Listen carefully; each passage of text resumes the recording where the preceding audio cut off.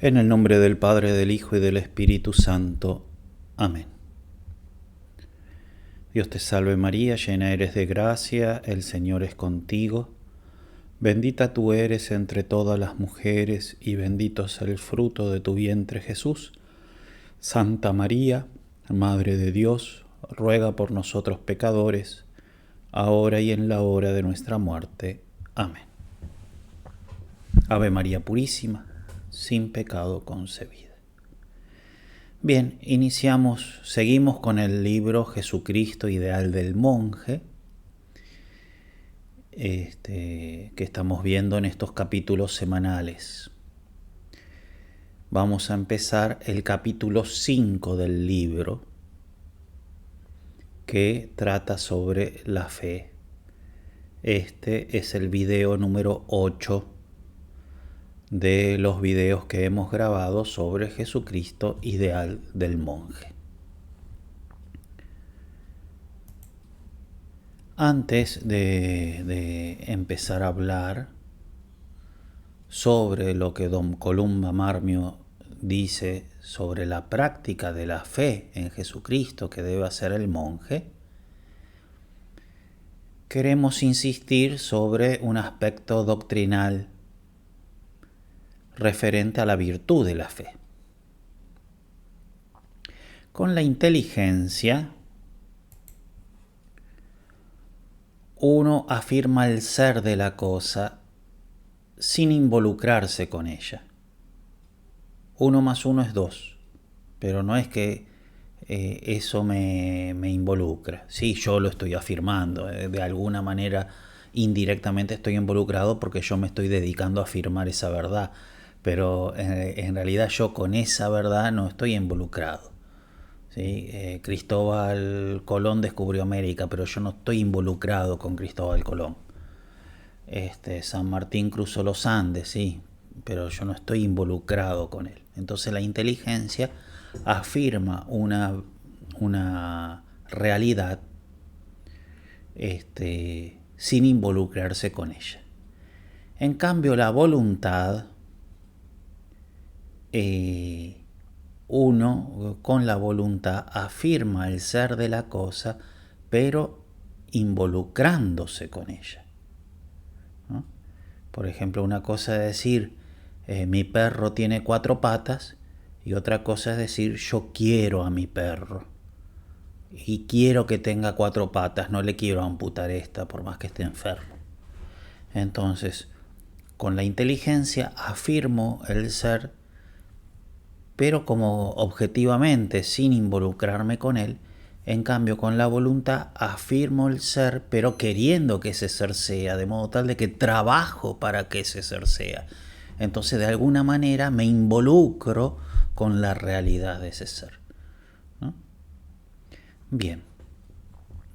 Entonces, evidentemente, el acto de la inteligencia, la afirmación del ser que hace la inteligencia, es distinta a la afirmación del ser que hace la voluntad. Y entonces son actos distintos, y por lo mismo es distinta la virtud de la fe de la virtud de la caridad. Bien. La caridad en principio es acto de la voluntad, la fe es acto de la inteligencia. Entonces, con la caridad me involucro, quiero, trabajo, hago obras, ayudo. En cambio, con la fe simplemente afirmo. Pero ¿qué pasa? Como el contenido de la fe, el contenido dice en sí mismo relación conmigo, aun siendo la fe distinta de la caridad, la fe implica obras. ¿Por qué? Porque el contenido de la fe no es el contenido de la fe, el contenido me involucra. Entonces, afirmando objetivamente esa verdad, como es una verdad por cuyo contenido me involucra, la fe también me involucra. ¿sí? Porque la fe no es la afirmación de una verdad del tipo el perro tiene 4 patas, sino que la fe es la afirmación de una verdad que de alguna manera esa verdad dice relación conmigo. Lo veremos ahora en un texto de Santo Tomás. De modo tal de que como la verdad que afirma la fe tiene relación conmigo, la fe también implica obras. No es una afirmación de la inteligencia en donde yo no me involucro. Es una afirmación de la inteligencia que exige involucrarme. Y por eso la fe va a ser, a pesar de ser una virtud distinta de la caridad, va a ser perfecta solo cuando la caridad la informe. A pesar de ser dos virtudes distintas, porque uno es acto de la inteligencia y otro acto de la voluntad. Pero la afirmación que hace la inteligencia en el acto de fe es una afirmación muy especial que implica obras. Y por implicar obras alcanza la perfección si está informada por la caridad. Veamos un texto de Santo Tomás. Secunda, cuestión 4, artículo 2, respuesta a la tercera objeción. ¿Sí? La objeción decía que la fe no es del intelecto especulativo, tampoco es del intelecto práctico y entonces no es del intelecto. No interesa por qué afirmaba eso, lo que nos interesa es la respuesta, que dice así: la fe tiene como objeto el entendimiento especulativo, cosa evidente, teniendo en cuenta el objeto de la fe. Pero dado que la verdad primera, objeto de la fe, es fin de todos nuestros deseos y acciones, como lo muestra San Agustín en el primer libro del De Trinitate, de ahí proviene que la fe obre por el amor. La fe obra por el amor. De la misma forma que, como enseña el filósofo, el entendimiento por extensión se hace práctico, ¿no?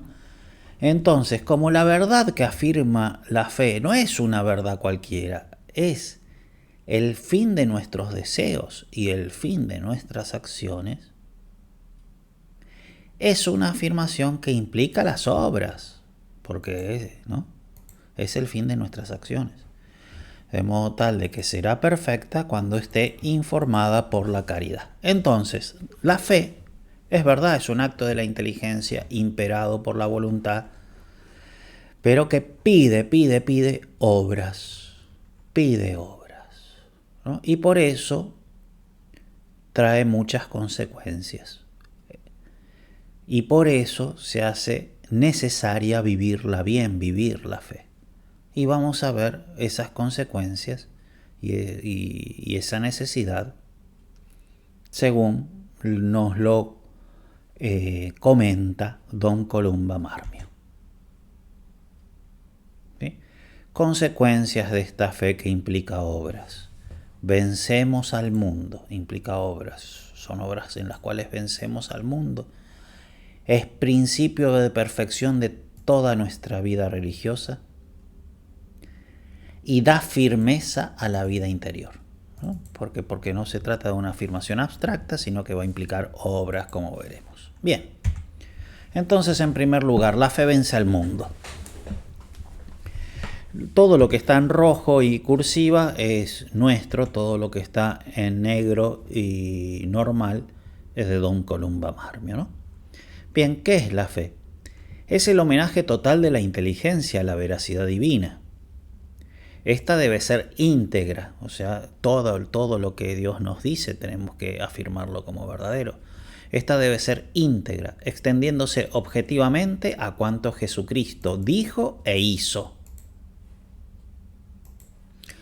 No solamente debemos creer en sus palabras, sino también en la divinidad de su misión, en el valor infinito de sus méritos y de su satisfacción, Nuestra fe debe abarcar al Cristo total, de modo tal de que debe llegar a poner nuestra vida en sus manos.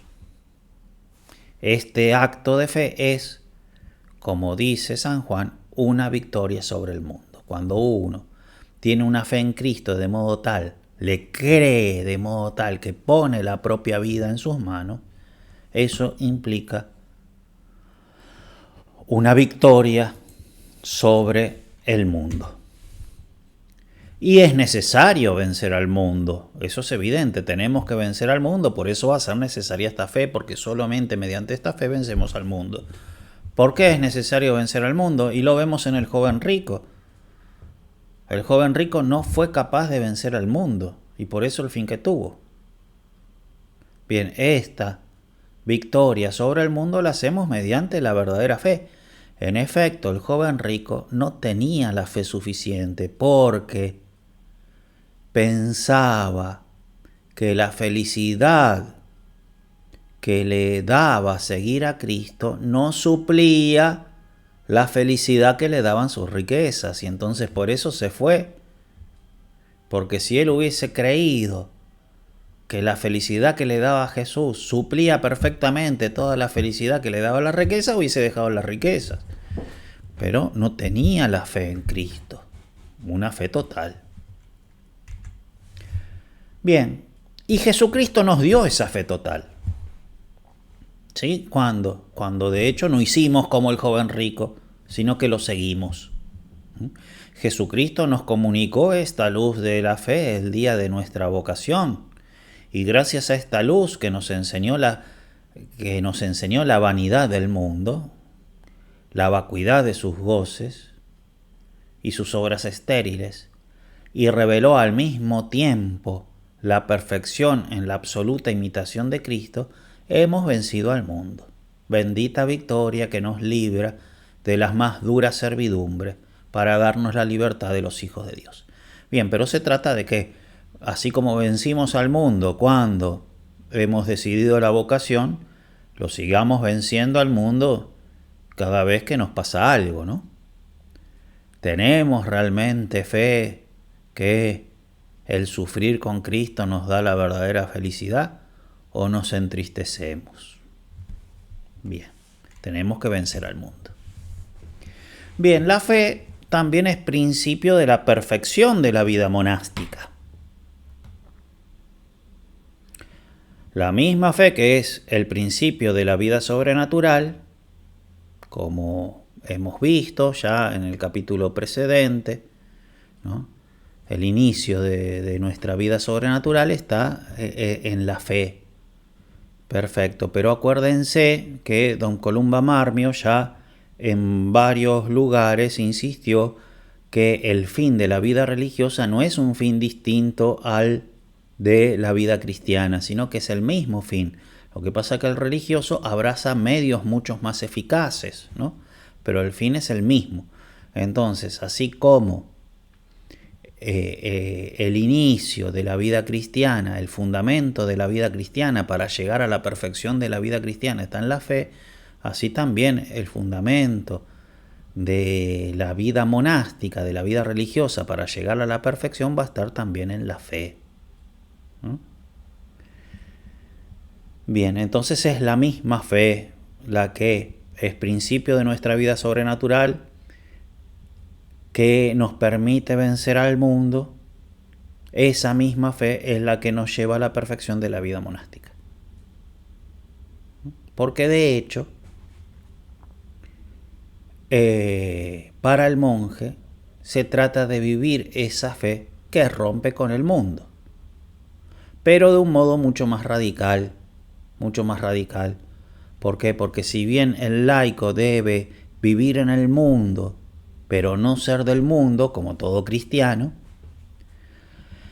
del mismo modo el monje, pero el monje mucho más, porque deja el mundo incluso en cosas materiales, es una renuncia mucho más radical, renuncia a cosas lícitas, que no son mundanas, pero para vencer al mundo renuncia también a esas.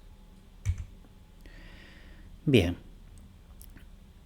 Y cómo la fe es el principio de perfección de la vida monástica. ¿Por qué?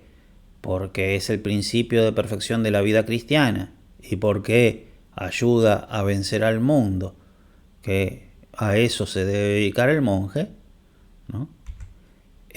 Como la fe es el principio de la perfección de la vida monástica, la firmeza de la fe dará la estabilidad de la vida monástica.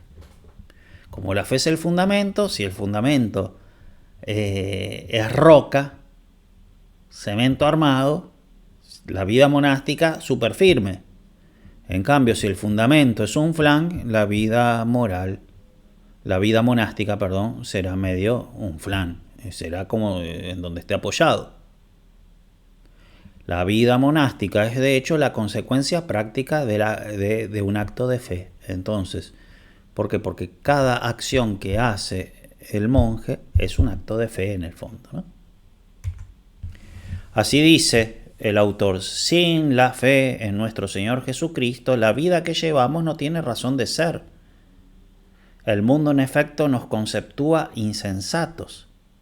Teníamos su vida por necedad. ¿Tá?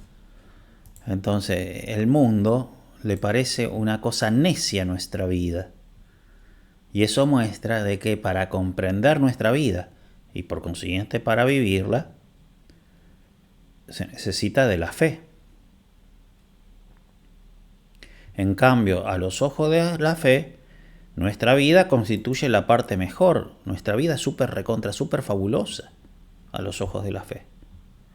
Es la parte mejor que Jesucristo reserva para aquellos que quiere más unidos a Él y para los cuales guarda un amor especial. Bien, entonces, la fe da sentido, la fe da entusiasmo, la fe convence y hacemos las cosas que tenemos que hacer convencidos.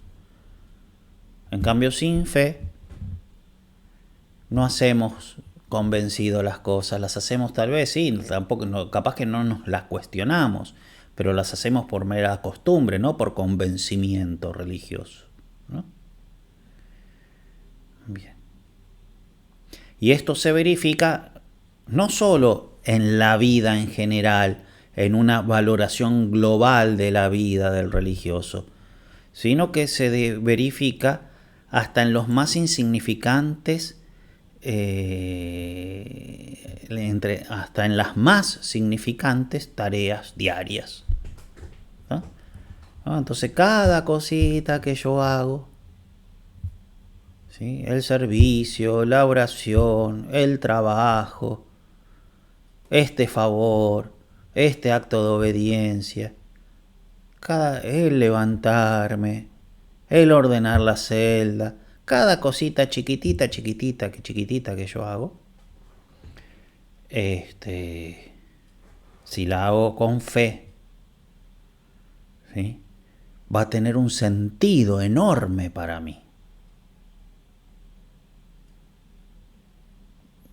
Cada cosita que yo hago hecha con fe es una fuente de alegría,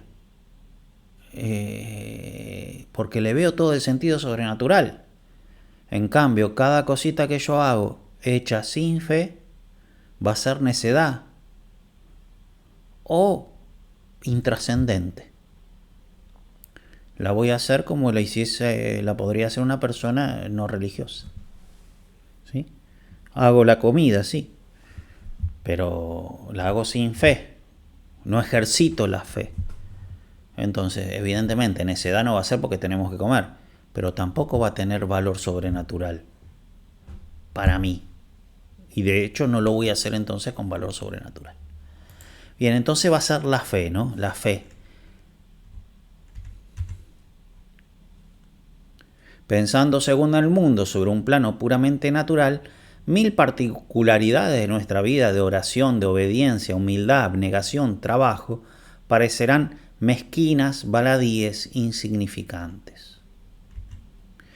Mediante la fe, en cambio, uno juzga como Dios de las cosas, porque abre la propia inteligencia a la luz divina, particularmente la fe en Cristo, que es su verbo, su plena revelación.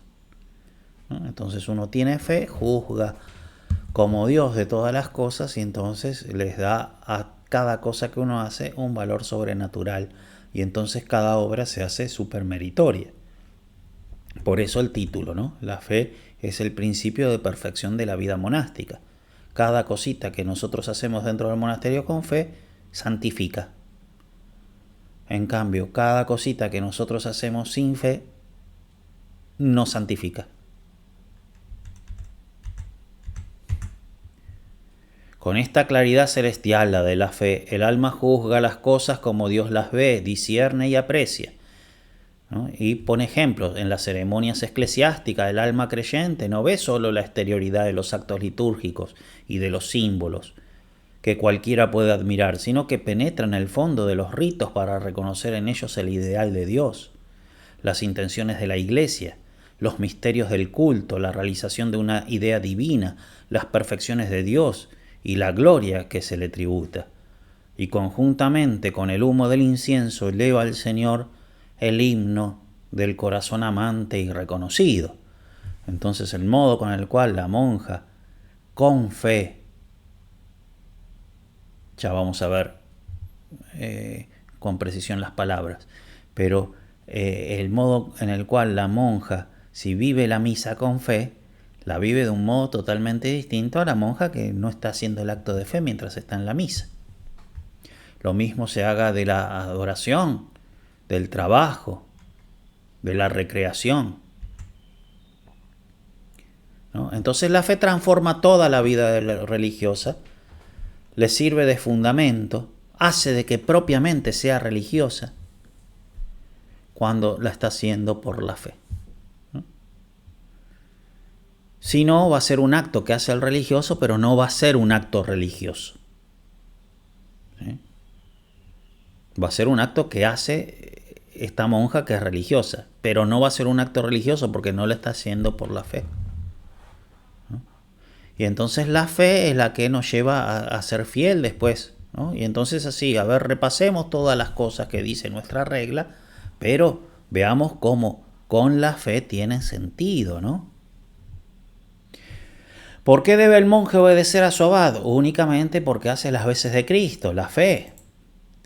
¿Por qué los hermanos deben permanecer idealmente unidos entre sí? Porque todos son una misma cosa en Cristo. ¿Por qué se debe recibir a los huéspedes con diligencia y gozosamente, a cualquier hora que lleguen? En tiempo de San Benito eran numerosos, nunca faltan, dice San Benito. Aunque sea de improviso, cuando lleguen así porque en ellos recibimos al mismo Cristo. Y al ponernos a sus pies, nos postramos a los de Cristo, ¿no? Esto es interesante, el apostolado de la atención al peregrino que hacen los contemplativos, ¿no? Que no es una invención nuestra de ahora. Es más, antes eran muchos más numerosos que ahora. Los monjes antiguamente hacían mucho más apostolado de la visita, de la hospedería, de lo que hacen hoy en día, ¿no? Nunca faltan. ¿Por qué debemos poner especial cuidado con los pobres y con los peregrinos? Porque Cristo se ofrece a nuestra fe especialmente por estos miembros desheredados. Lo mismo dice San Benito de los enfermos del monasterio. Recomienda con vivísima insistencia que no les falte ningún socorro en la enfermedad. Entonces, como la fe va dando sentido a los actos que nosotros hacemos sobrenaturales y va sobrenaturalizando todos los actos que nosotros hacemos. Aún las mismas cosas materiales quiere ver circundadas por esta luz de la fe, San Benito, ¿no? El monasterio es la casa de Dios. De aquí que los muebles y todos los utensilios del monasterio deben tratarse como vasos sagrados. Frase de San Benito. Bien, esta fe comunica a la vida interior firmeza. La firmeza de la fe va a tener como consecuencia firmeza en la vida interior y por tanto un crecimiento en la santidad de la persona. Mientras que si la fe no es firme, es medio flan, no es constante y entonces la persona no crece espiritualmente. Recordemos que el grado de fe que tengamos determinará la naturaleza de nuestro acto moral. El grado de fe, ¿no? Van a ser actos totalmente distintos. Por más que exteriormente se vean iguales, a una monja que se le pide estar de servicio y apenas se le pide, va sonriente. Jesús me pide que lo sirva, qué feliz que estoy, ¿no? Y va sonriente a hacerlo, mientras que otra le piden estar de servicio y dice, ufa, yo vine acá para obedecer, ¿qué se le va a hacer? Tengo que obedecer. Y de Cristo ni se acuerda, simplemente se acuerda de la materialidad del compromiso que asumió y lo hace con cara larga. Las dos hacen el servicio, pero una está haciendo un acto súper sobrenatural, una está sirviendo a Cristo, en cambio la otra simplemente está cumpliendo una obligación. Entonces cambia el acto moral que se hace, ¿no? Según el grado de fe que tengamos. Bien, y entonces los actos que nosotros vayamos haciendo durante el día van a ser distintos según la fe que uno tenga. En esta atmósfera sobrenatural quiere San Benito que viva y respire continuamente el monje, la atmósfera sobrenatural de la fe, ¿no? Quiere, como San Pablo, en el simple cristiano, que el monje viva de la fe. El justo vive de la fe. Cuanto más viva de la fe, tanto más gozará la verdadera vida sobrenatural. Gozará la verdadera vida sobrenatural. Tanto más vivificará en sí la perfección de su adopción divina. Subrayamos la expresión ex fide de la fe. ¿Qué significa exactamente? Que la fe debe ser la raíz de todos nuestros actos, de toda nuestra vida. Hay almas que viven cum fide, no ex fide. Viven cum fide, no ex fide. Sí, tienen fe, pero no es la fe la que está fundando, ¿no? Fundando eso. Y entonces, si yo tengo fe y ahora estoy cocinando, pero no estoy cocinando por la fe. Simplemente que yo tengo fe y estoy cocinando como otra cosa que no tiene nada que ver. Y entonces, por más que yo lo esté haciendo con fe, porque yo tengo fe, como la fe no está provocando que yo haga ese trabajo, sí, yo tendré fe, pero está desconectado de la fe. Ese trabajo no surgió de la fe, ¿no? Entonces una cosa es vivir con fe y otra cosa es vivir de la fe. Porque si yo vivo con fe, hago muchas cosas, pero no por la fe, sino que hago, ¿no?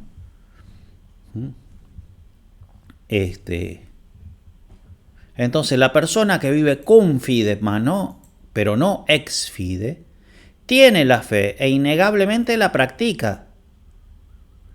Pero no siempre. Cuando se acuerda a veces. Solo se acuerda de la fe en determinadas ocasiones, en los ejercicios de piedad, ojalá, porque muchas veces la monja lo hace mecánicamente. Si va a la iglesia y está en la misa y no lo está haciendo con fe, sino mecánicamente, como lo podría hacer el perrito que lleva a la señora a la misa, ¿no? Puede llegar a pasar, ¿no? Entonces, pero bueno, el autor dice, hay veces que se acuerdan de la fe cuando hace algún ejercicio de piedad, cuando están en la Santa Misa, cuando van a comulgar, o cuando rezan el breviario. Pero todos los otros actos no están vivificados por la fe, no son en el fondo actos de fe.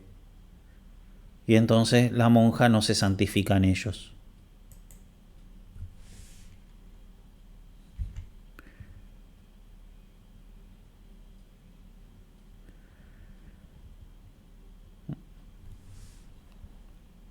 esta monja, que es cum fide y nox ex fide, se diría que se contenta con esto, con aplicar acciones, actos de fe en 3 o 4 momentos del día y nada más. Y que deja esos 3 o 4 momentos del día y entra en otra esfera, en la de lo puramente natural. Es como una persona espiritualmente esquizofrénica. ¿Sí? Y sobrenatural en unos momentos, meramente natural en otros. Monja en un momento, en el otro no es monja. Sí, está con el hábito, pero no hace actos religiosos. ¿Por qué? Porque no vive de la fe. Y se ve, por ejemplo, se les hiere en la susceptibilidad y se irritan, ¿no? Entonces, ¿cuál es nuestra reacción espontánea cuando nos humillan? Sí, yo sé que puedo acompañar a Cristo en la cruz y yo lo quiero acompañar en la cruz, sí, pero ahora me dicen, mira qué estúpida que sos, y me enojo. Entonces no estoy viviendo de la fe en ese momento. La fe es algo meramente teórico, no es el ejercicio práctico que exige la fe verdadera. No viven de la fe. Teóricamente reconocen que el abad ocupa el lugar de Cristo, que Cristo está representado en los hermanos, que hay que olvidarse de sí mismo por imitar a Jesucristo en su obediencia. Mas en la práctica estas verdades no existen para ella, para esta monja, y no ejerce un influjo real en su vida. En la práctica esta verdad no existe. Existe en la teoría. Una vida así, sin homogeneidad, porque hace acto de fe en 3 momentos del día, en los otros no puede ser firme y durable. Estará siempre a merced de las impresiones, de los impulsos del temperamento, del humor, de los cambios de salud y de las tentaciones. Varía cada instante al vaivén de la caprichosa brújula que la guía. ¿Sí? El alma que intercala criterios naturales y sobrenaturales no es homogénea y pierde estabilidad. En cambio, el alma que vive de la fe, como juzga de las cosas, como lo hace Dios, es estable a pesar de las pruebas exteriores e interiores, a pesar incluso de las pruebas interiores. Bien, esto lo dice el mismo Señor. El que oye mis palabras y la practica, el que vive de la fe, será como un hombre sabio que construyó su casa sobre roca. Se desataron las lluvias, soplaron los vientos y la batieron, pero la casa no cayó porque estaba edificada sobre roca firme. Bien. Entonces, y como último punto, ¿cómo hacer para tener esta fe? ¿Cómo fomentamos esta fe en nosotros? ¿Cómo se hace el ejercicio de esa virtud de la fe? ¿Cómo lo hacemos?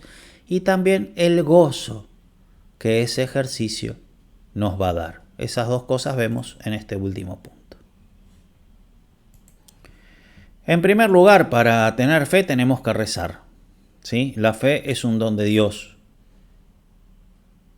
Obtenida la fe, tenemos que ejercitarla. ¿Sí? Esta energía no debe permanecer inactiva, ni debe este hábito desaparecer por falta de ejercicio. Antes, al contrario, ha de fortalecerse cada vez más con los actos correspondientes. La fe es siempre práctica, hay que hacer obras de fe. Esto significa vivir de la fe. Cuanto más vivamos de la fe, más vamos a vivir de la fe. Valga la redundancia. De esta suerte, armados espiritualmente, nos libraremos de la rutina, que es uno de los mayores peligros. ¿Sí? Muchas veces se va la fe. ¿Por qué? Porque uno hace las cosas por mera rutina. Hay que aspirar a que el ardor de la fe anime nuestras mínimas acciones. Con esto nuestra vida será alegre y luminosa. Los menores detalles de la jornada nos parecerán perlas preciosas. Uno llega al final del día, si vivió de la fe cada acción, llega recontra re feliz por todo el bien que hizo. Hablo de una felicidad no sensible, no es que llega feliz como tomando un helado, pero la paz del alma. Es necesario recordar todo lo que sabemos de la purificación de la fe. La fe, aún pura, puede darnos consuelos que nos sirvan para llegar a Dios, aunque esa fe nos debe fundarse en esos consuelos porque dejaría de ser pura. Dios sabrá cuándo darnos consuelos y cuándo privarnos de ellos, pero la verdadera alegría en esta vida viene de la fe. La fe nos proporciona alegría porque es fuente de verdad y de esperanza. Entonces la tentación no producirá mella en nosotros, porque nuestro edificio estará fundamentado sobre la roca de la estabilidad divina y venceremos todos los asaltos del demonio y del mundo. Bien, y con esto terminamos. Le pedimos a la Santísima Virgen nos ayude a vivir de la fe. En el nombre del Padre, del Hijo y del Espíritu Santo. Amén.